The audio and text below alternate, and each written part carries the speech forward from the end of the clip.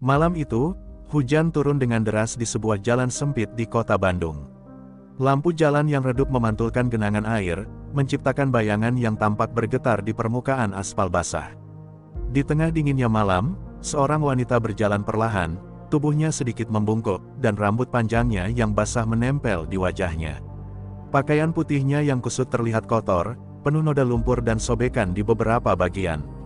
Wajahnya kosong, tanpa ekspresi, seperti orang yang telah kehilangan arah dan harapan. Dari kejauhan, sebuah mobil patroli polisi melaju pelan, lampu rotatornya berputar menyoroti gang-gang kecil yang sunyi. Di dalamnya, 3 polisi muda tertawa santai, membicarakan hal remeh setelah seharian bertugas. Namun, tawa mereka terhenti ketika salah satu dari mereka melihat sosok wanita itu. Lihat itu, kata seorang polisi di kursi penumpang, menunjuk ke arah wanita yang berjalan terlatih. Orang gila kali ya, udah malam begini jalan sendirian. Sang sopir, seorang brigadir dengan pangkat lebih tinggi, mengangguk sambil menyeringai. Kayaknya iya, udah deh, kita bawa aja ke kantor. Kasihan, bisa-bisa dia bikin masalah atau ditabrak orang, katanya, meski nadanya lebih terdengar seperti ingin mencari hiburan. Tanpa pikir panjang, mereka menghentikan mobil dan keluar, mendekati wanita itu dengan langkah santai.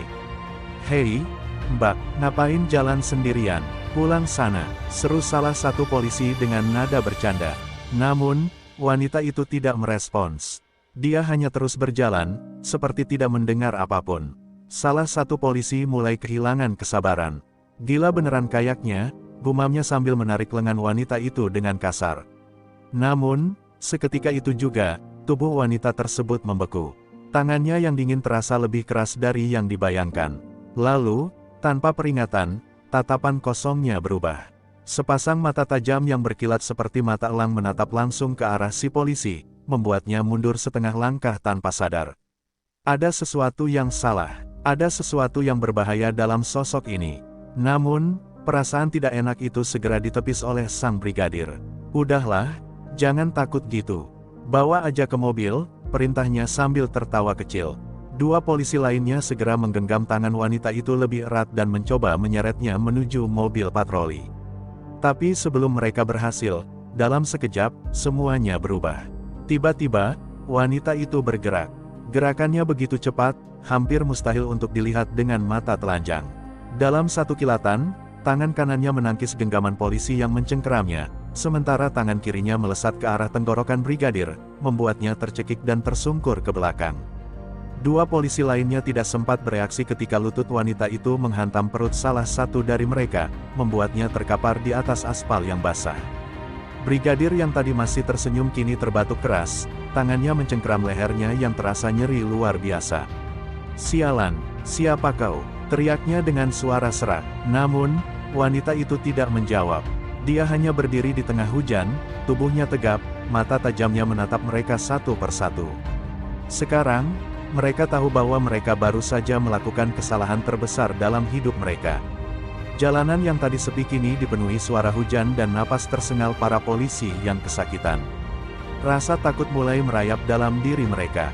Wanita yang mereka kira lemah, yang mereka perlakukan seperti sampah, ternyata bukan orang sembarangan. Dia adalah sesuatu yang lebih dari sekadar manusia biasa. Dan mereka baru saja membangunkan monster yang seharusnya tetap tersembunyi dalam kegelapan. Hujan terus mengguyur kota Bandung, membasahi jalanan yang kini menjadi saksi bisu atas kejadian mengerikan yang baru saja terjadi. Brigadir yang tadi pongah kini tersungkur di tanah, tangannya masih mencengkeram lehernya yang nyeri. 2 polisi lainnya terbatuk, mencoba mengatur napas mereka setelah menerima serangan yang tak pernah mereka bayangkan bisa datang dari seorang wanita yang tampak tak berdaya. Kilat sesekali menyambar langit, menerangi wajah wanita itu yang kini berdiri tegak di bawah hujan. Mata tajamnya tidak menunjukkan belas kasihan, hanya dingin dan penuh perhitungan. Salah satu polisi yang masih tersisa segera meraba pinggangnya, mencari senjata yang terselip di balik sabuknya. Tangannya gemetar saat akhirnya ia mencabut pistol dan mengarahkannya ke wanita itu. "Jangan bergerak, angkat tanganmu," teriaknya dengan suara bergetar. Namun, wanita itu tetap diam, hanya menatapnya seolah pria itu bukanlah ancaman sedikitpun. Tatapan itu menusuk, seperti seorang pemangsa yang mengamati mangsanya sebelum menerkam. Brigadir yang masih terhuyung akhirnya bangkit dengan wajah penuh amarah. "Kau pikir kau siapa? Hah? Berani melawan polisi? Kau sudah mati!" teriaknya, lalu memberi isyarat kepada bawahannya untuk segera menangkap wanita itu. Namun, secepat kilat, sebelum jari polisi yang memegang pistol sempat menarik pelatuk, wanita itu bergerak. Dalam sekejap, ia sudah berada di depan si polisi, meraih pergelangan tangannya, dan memutarnya dengan paksa. Tulang yang patah terdengar jelas di tengah derasnya hujan, diiringi teriakan kesakitan pria itu. Pistol terlepas dari genggamannya dan jatuh ke genangan air. Brigadir dan polisi lainnya terpaku dalam ketakutan. Ini bukan sekadar perlawanan biasa, wanita ini adalah sesuatu yang jauh di luar dugaan mereka. "Hentikan, hentikan!" teriak Brigadir, mencoba mundur, tetapi matanya tidak bisa lepas dari sosok di depannya. Wanita itu, masih tanpa ekspresi, kini menunduk mengambil pistol yang jatuh. Dengan gerakan lambat, ia memeriksa senjata itu seolah mengingat kembali sesuatu dari masa lalunya. "Tidak seharusnya kalian memperlakukan seseorang seperti ini," ucapnya untuk pertama kalinya, suaranya dalam dan dingin, nyaris tanpa emosi. Kata-katanya membuat ketiga polisi itu menelan ludah. Hujan terus membasahi wajah mereka yang kini dipenuhi ketakutan. Wanita itu mengangkat pistol yang kini berada dalam genggamannya, mengarahkannya ke brigadir yang tadi begitu angkuh. "Berapa banyak orang yang sudah kalian sakiti?" lanjutnya, kali ini matanya bersinar penuh ancaman. Brigadir itu menggigil, kedua tangannya terangkat perlahan. "Tunggu, kami tidak tahu siapa kau." Suaranya bergetar, tidak lagi ada arogansi dalam nada bicaranya. Dia tahu, wanita ini bisa saja menghabisinya di tempat.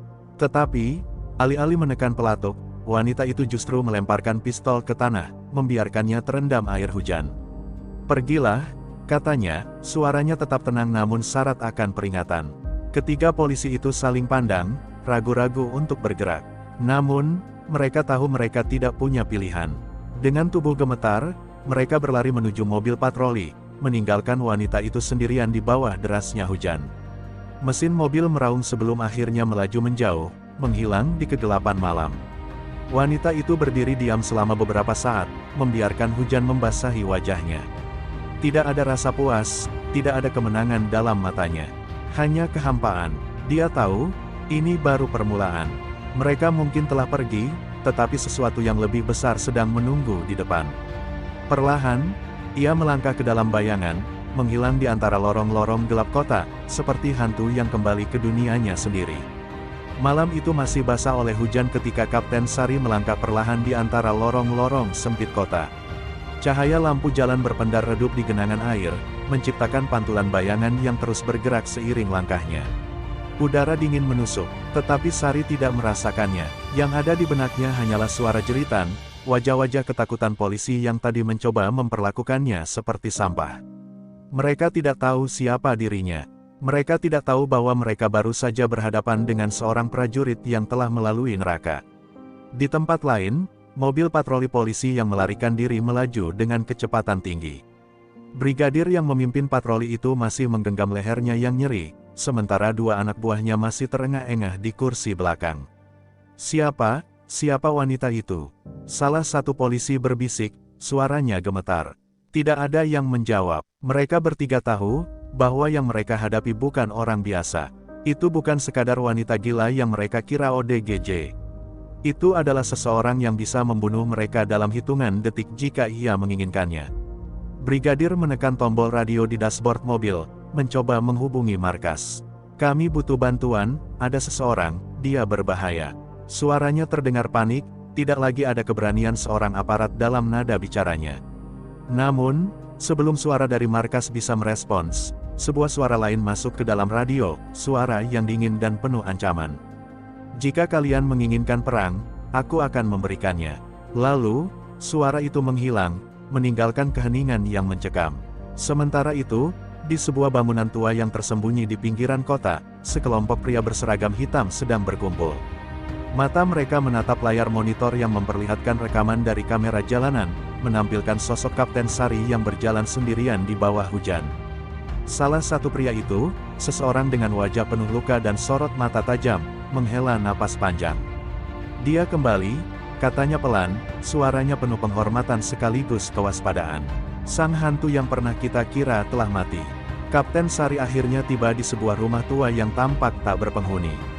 Ia mendorong pintunya perlahan dan masuk ke dalam. Di dalamnya, hanya ada cahaya redup dari lampu minyak, menyoroti tembok yang penuh dengan peta, dokumen, dan foto-foto yang tertempel dengan benang merah. Ini bukan sekadar tempat persembunyian. Ini adalah pusat dari sesuatu yang lebih besar, sebuah misi yang belum selesai. Dengan tangan yang masih gemetar, Sari membuka laci dan mengeluarkan sesuatu yang telah lama ia tinggalkan, sebuah lencana Kopassus yang sudah mulai berkarat. Matanya menatap lencana itu dengan penuh perasaan. Dulu, ini adalah simbol kehormatan, kebanggaan, dan loyalitas.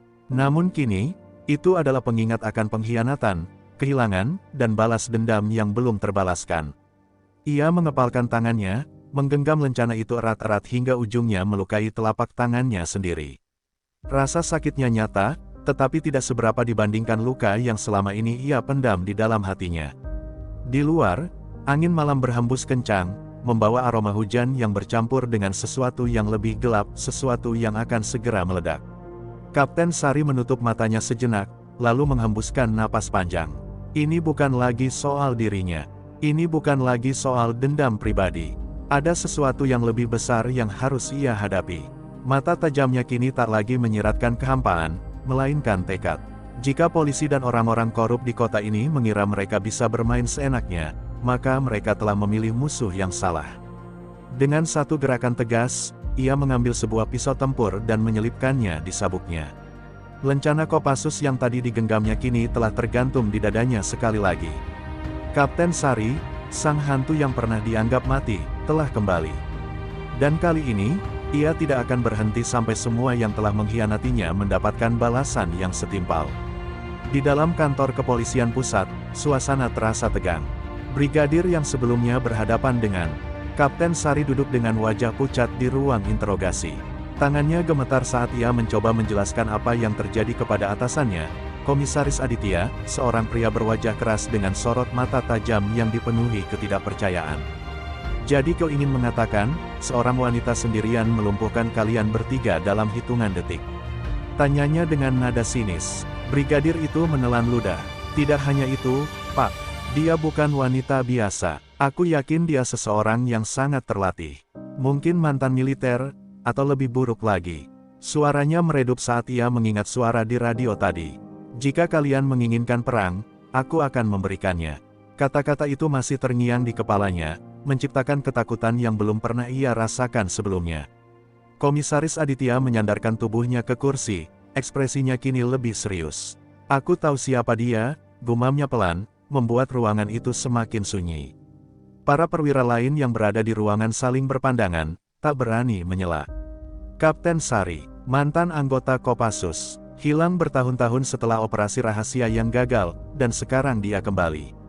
Suaranya terdengar datar, tetapi ada ketegangan yang jelas di dalamnya. Seorang polisi berpangkat lebih rendah memberanikan diri bertanya, kalau dia mantan militer, kenapa dia menyerang anggota kita? Komisaris Aditya menatapnya tajam sebelum menjawab, karena kita bukan pihak yang baik dalam cerita ini. Kata-katanya membuat ruangan kembali sunyi. Semua orang tahu bahwa kepolisian di kota ini telah lama menjadi bagian dari jaringan korup yang menyelimuti pemerintahan. Seseorang seperti Kapten Sari kembali bukan tanpa alasan. Di tempat lain, Kapten Sari berdiri di depan sebuah jendela kecil yang menghadap ke kota. Dari tempat persembunyiannya, ia bisa melihat kerlap-kerlip lampu yang tampak begitu damai di kejauhan, sebuah ironi dari kebusukan yang tersembunyi di dalamnya.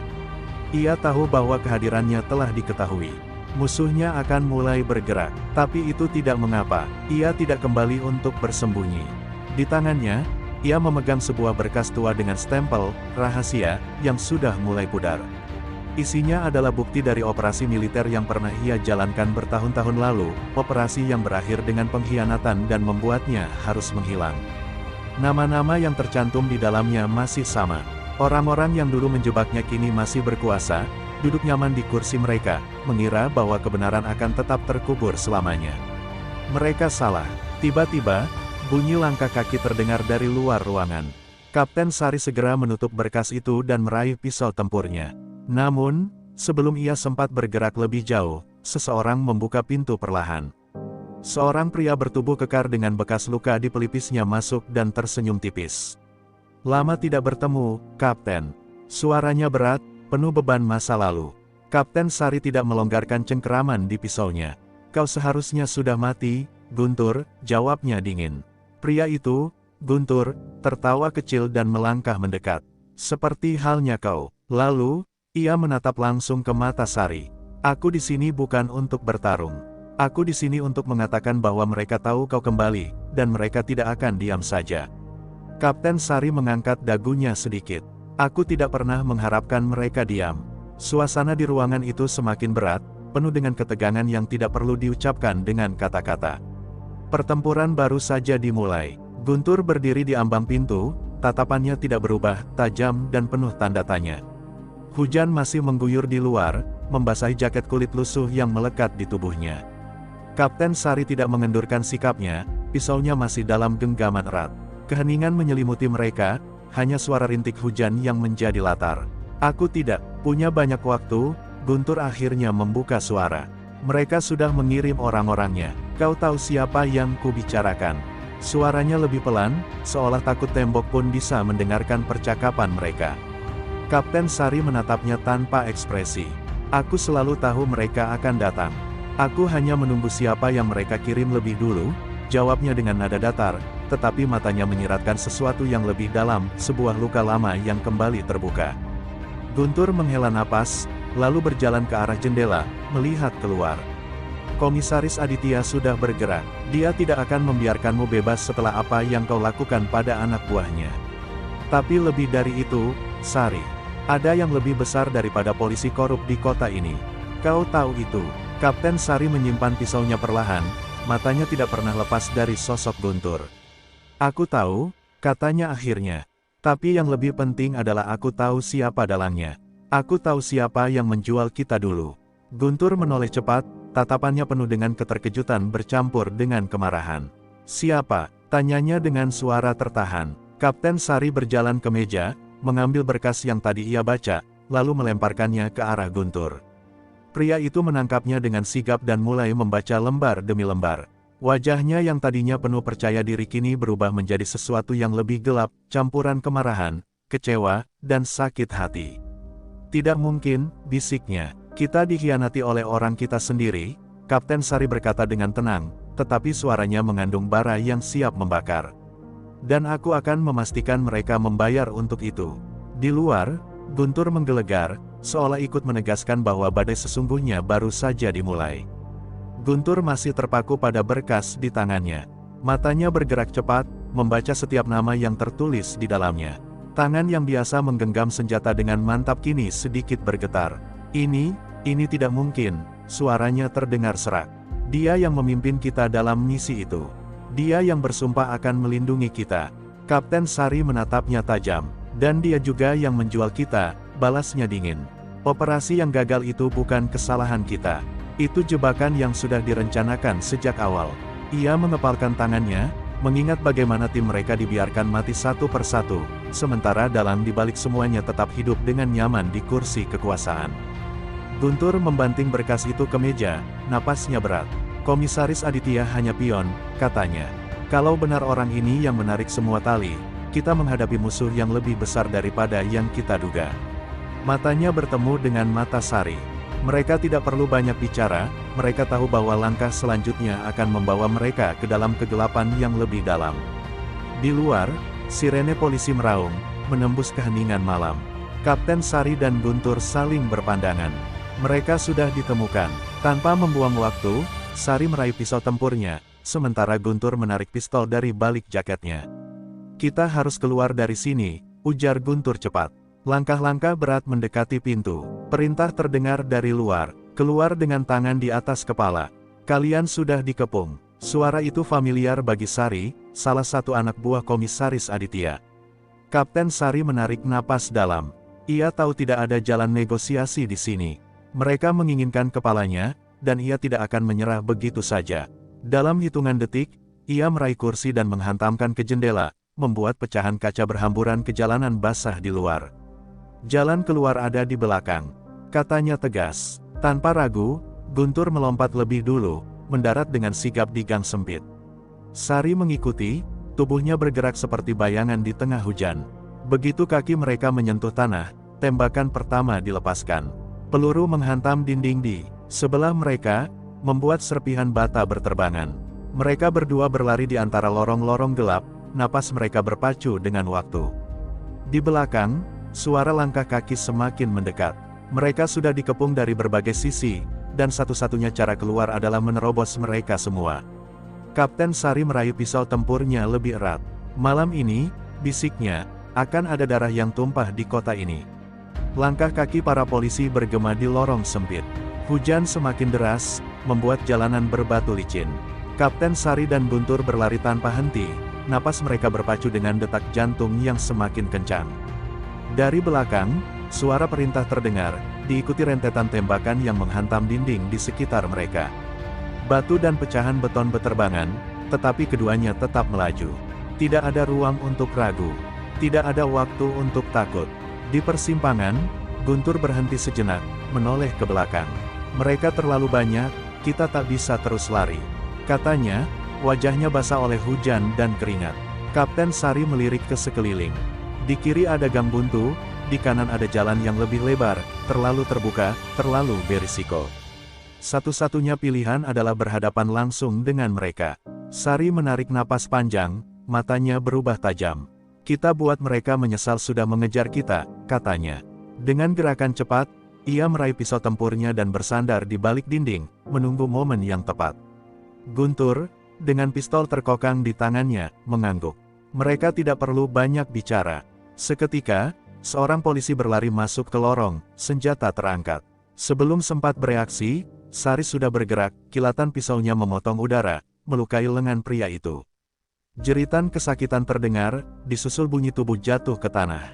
Dalam hitungan detik, Guntur menembakkan 2 peluru tepat ke arah lampu jalanan, membuat lorong itu semakin gelap. Kurangi visibilitas mereka, bisik Sari. Dengan pengalaman bertahun-tahun di lapangan, ia tahu cara menggunakan kegelapan sebagai senjata. Sementara polisi lain masih mencoba menyesuaikan diri, ia dan Guntur bergerak cepat, memanfaatkan bayangan dan suara hujan untuk menghilang di kegelapan. Namun, mereka tidak bisa terus menghindar. Dari sisi lain gang, 3 polisi muncul dengan senter terang, menyapu lorong yang kini dipenuhi hujan dan darah. Di sana, salah satu dari mereka berteriak. Peluru kembali dilepaskan. Sari dan Guntur menunduk, berlindung di balik tong sampah besi. Rencana, tanya Guntur, napasnya mulai memburu. Sari menyeringai kecil, meskipun situasi semakin berbahaya. Kita buat kekacauan lebih besar, jawabnya. Lalu, dengan satu gerakan cepat, ia meraih granat asap dari saku rompinya dan menarik pinnya. Waktunya menghilang. Dalam hitungan detik, lorong itu dipenuhi asap tebal, membuat musuh mereka buta. Dan dalam kekacauan itu, Kapten Sari dan Guntur menghilang ke dalam bayangan kota, siap untuk pertarungan berikutnya. Asap tebal masih menggantung di udara saat Kapten Sari dan Guntur berlari menembus lorong-lorong sempit kota. Nafas mereka memburu, tubuh mereka basah oleh hujan yang tak kunjung reda. Di belakang, teriakan para polisi yang kebingungan masih terdengar samar, tetapi mereka tahu ini hanya memberi mereka sedikit waktu sebelum pengejaran kembali dimulai. Mereka akhirnya tiba di sebuah bangunan tua, tersembunyi di antara gedung-gedung tinggi yang menjulang di kota ini. Sari mendorong pintu besi berkarat itu dengan bahunya, dan mereka masuk ke dalam sebuah ruangan gelap yang dipenuhi dengan sisa-sisa kehidupan lampau, kursi reot, meja dengan peta kota yang lusuh, serta senjata yang tersusun rapi di rak kayu. Ini adalah salah satu tempat persembunyian lama mereka, peninggalan dari masa lalu yang penuh dengan pengkhianatan. Guntur menyandarkan dirinya ke dinding, tangannya menekan luka di lengannya yang terkena serpihan peluru. Kita tidak bisa terus seperti ini, Sari, katanya dengan suara serak. Mereka bukan hanya menginginkanmu mati, mereka ingin menghapus jejakmu seolah kau tak pernah ada. Kapten Sari hanya menatapnya, matanya tajam meski ada sedikit kelelahan di dalamnya. Aku tahu, jawabnya pelan. Ia berjalan menuju meja dan membuka sebuah laci kayu yang berdebu. Di dalamnya, tersimpan sebuah foto lama, gambar dirinya bersama tim yang dulu pernah ia pimpin, termasuk Guntur. Semuanya tersenyum, tidak sadar bahwa sebagian dari mereka akan mati dalam pengkhianatan yang dirancang oleh seseorang yang mereka percaya. Guntur melangkah mendekat dan melihat foto itu. Wajahnya mengeras. Kita harus menemukan dia sebelum dia menemukan kita, katanya. Kalau tidak, kita hanya menunggu giliran untuk dikubur seperti yang lain. Sari mengepalkan tangannya. Ia tahu Guntur benar. Musuh mereka bukan hanya polisi korup atau para eksekutor bayaran yang dikirim untuk membungkam mereka. Ini lebih dari itu, ada dalang yang menarik semua tali dari balik bayangan, dan ia harus menemukan siapa itu sebelum semuanya terlambat. Tiba-tiba, suara getaran pelan terdengar dari sudut ruangan. Guntur langsung meraih pistolnya, tetapi Sari sudah lebih dulu bergerak ke arah sumber suara, sebuah ponsel burner yang mereka tinggalkan di tempat ini bertahun-tahun lalu. Layarnya berkedip, menampilkan satu pesan singkat. "Kau sudah terlalu jauh, Kapten. Kembali atau bersiap untuk melihat lebih banyak darah tumpah." Sari menatap pesan itu lama, lalu ia menutup matanya sejenak. Saat ia membukanya lagi, tidak ada keraguan di sana. Ia meraih pistolnya dan menatap Guntur. "Aku tidak akan mundur, aku akan menghabisi mereka satu persatu." Di luar, hujan semakin deras, seolah langit pun tahu bahwa perang sesungguhnya baru akan dimulai. Ponsel burner itu masih bergetar di tangan Kapten Sari. Matanya menelusuri pesan singkat yang baru saja diterimanya, membaca setiap kata dengan penuh kehati-hatian. Ancaman ini bukan sekadar peringatan biasa. Ini adalah bukti bahwa mereka diawasi, bahwa setiap langkah mereka telah diprediksi. Guntur, yang berdiri di sebelahnya, mengepalkan tinjunya. "Mereka bermain-main dengan kita," gumamnya. Kapten Sari membuang napas perlahan dan meletakkan ponsel itu di atas meja kayu yang mulai lapuk. Ia menatap Guntur dengan pandangan yang tegas. "Ini berarti kita semakin dekat," katanya. "Mereka merasa cukup terancam sampai harus mengirim pesan seperti ini. Itu artinya, mereka takut." Guntur tertawa kecil, tetapi tidak ada humor di dalamnya. "Takut, mereka punya polisi, militer bayangan, dan pembunuh bayaran di pihak mereka. Sedangkan kita hanya berdua." Ia menyandarkan tubuhnya ke dinding dan menatap langit-langit yang berjamur. "Jadi, apa langkah kita selanjutnya?" Sari meraih peta lusuh di atas meja dan membukanya. Ia menunjuk satu titik di tengah kota, sebuah gedung tua yang sudah lama terbengkalai. Tempat ini dulu digunakan sebagai safe house untuk operasi rahasia. "Aku yakin masih ada sesuatu di sana, sesuatu yang bisa membuka semua kebusukan ini ke publik." Guntur meliriknya, keraguannya masih terasa. "Dan kau yakin mereka belum membersihkannya?" Kapten Sari menatapnya tajam. "Mereka mungkin sudah mencoba, tapi aku tahu ada satu ruang bawah tanah yang tidak terdaftar di dalam blueprint bangunan. Itu tempat aku dulu menyimpan semua data penting. Jika kita bisa menemukannya, kita bisa mengetahui siapa dalang sebenarnya." Guntur menghela napas, lalu meraih pistolnya dan mengecek amunisinya. "Baiklah," katanya akhirnya. "Tapi jika ini jebakan, kita mungkin tidak akan keluar hidup-hidup." Kapten Sari menyeringai tipis, sorot matanya penuh dengan tekad yang tak tergoyahkan. "Aku tidak pernah berharap keluar hidup-hidup," katanya. "Aku hanya ingin mereka membayar untuk apa yang telah mereka lakukan." Di luar, hujan mulai mereda, meninggalkan aroma tanah basah yang memenuhi udara. Mereka berdua tahu bahwa apa yang akan mereka hadapi di tempat itu bukanlah sekadar masa lalu, tetapi juga nasib yang telah menunggu mereka sejak lama. Malam semakin larut saat Kapten Sari dan Guntur bergerak menuju gedung tua di pusat kota.